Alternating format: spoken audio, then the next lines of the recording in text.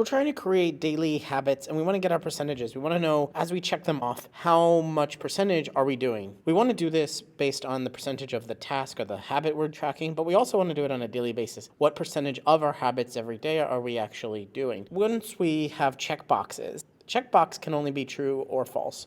So we can do equals COUNTIF to count all of the ones that are true. So we'll select this range here and we'll add a comma and then we'll select true. And you can see the number here is 4 already, just to make sure. We're going to divide by. Now we could say, hey, let's divide by 7 and we're going to get the correct number, but we may want this flexible, meaning we can add more days as we go or add another week. And so we can also put parentheses and combine with a sum, both this count if true and count if false. So we put a sum here, and then inside it, we separate with commas count if true and count if false, because that's all of the options. It's either going to be true or false. And we end up with the exact same score here, but it is much more flexible. So let's say we add in 2 columns to the right. See, automatically it's going to change the percentage. So we can change this to maybe 9 days. We check. Now we want to change this to an actual percentage. We can click the format as percent button here. We can absolutely do that. Or we can go up to format number and then we can select a percentage. When we do that, we also have the ability to say how many numbers after the period do we want. So the decreased decimal places means we see less, and increased decimal places, this button with the 2 zeros, means that we're going to see more numbers after the decimal. It's going to round less, but we want it to round more. We want it to round to whole numbers.